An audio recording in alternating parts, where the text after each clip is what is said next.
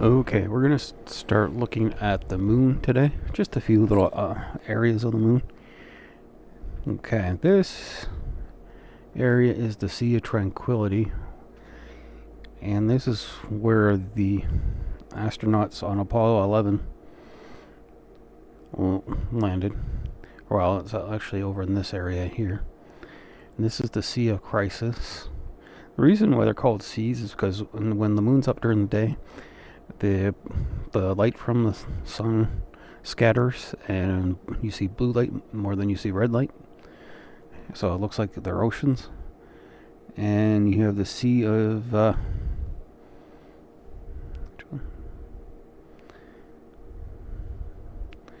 this is the Sea of Fertility.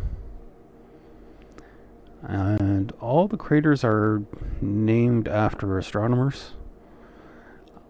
Okay. Generally, this is Theopolius. This is Corellius. I'm just looking at another map. That's where I'm getting these names from. Ptolemy's. I think just out of here for named after Ptolemy. And there is also Tycho, which is over here, and Copernicus. But you can look up maps of all the craters. I got a map actually from that was published around the time of the of Apollo 11.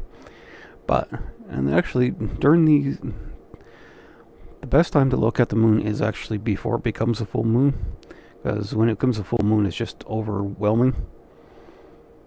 So, but we're gonna zoom out, like a crescent, like as you can see the edge here in a good set of binoculars, or when it's a crescent, you can see the mountain ranges or the edge of the craters a lot better.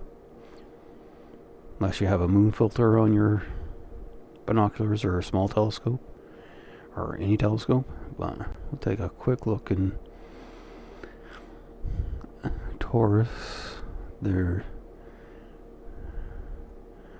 Hines Variable Nebula. Probably has variable star in it. Probably changes the brightness of the nebula. And you have Styrs Lost Nebula. I don't know how you lose a nebula. Maybe it changed brightness again. But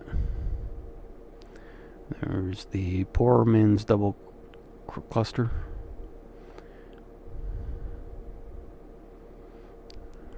One there. So it's a double cluster. Check something out. How far? Just a second. Trying to find how far away it is.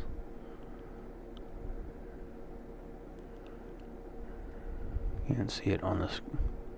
The color.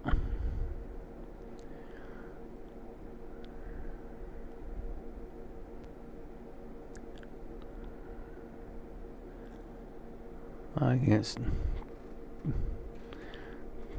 can't see the distance. Sorry. But that's wondering if they're actually actually close to each other, or they just appear to be close to each other. The 37 cluster in the upper part of Orion.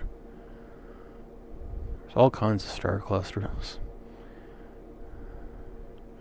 And a lot of the names come from what they vaguely look like in a small telescope. So let's go up to Ariga, or Ariga. It's the charioteer in. It means charioteer in Greece, Greek. Kind of looks like a starfish. It has 5 sides. Okay. Letter W cluster. Oh. Kind of looks like a W. Kind of like Cassiopeia looks like a W.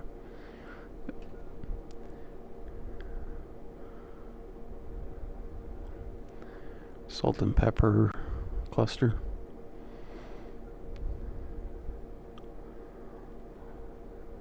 Yeah, a bunch of white dots on black, so I guess salt and pepper.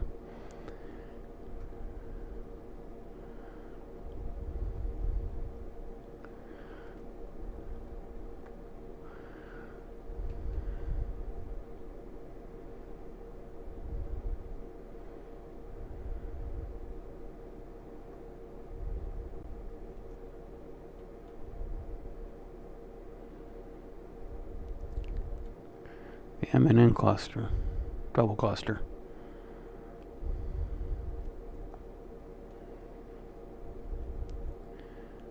In Perseus. Camelopardalis.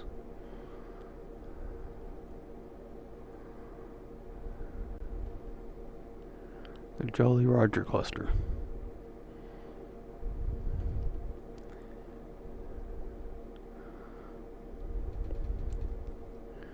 Anybody see the skull and crossbones in there? Or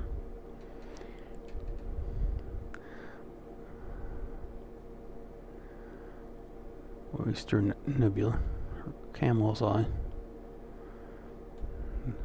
Well, they do have a picture of it.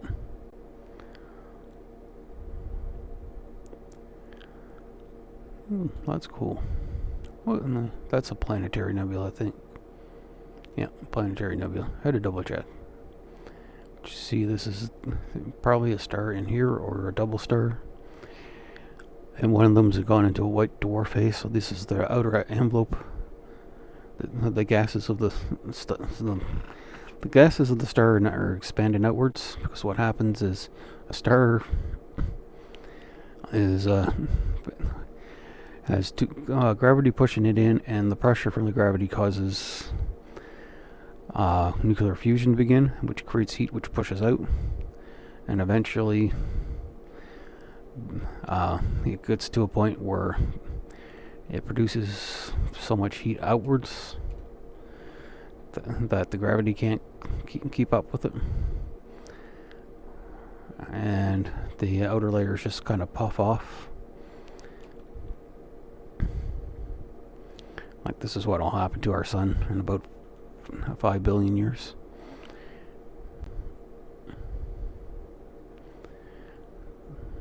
So I guess that'll be it for today. I'm trying to keep these short.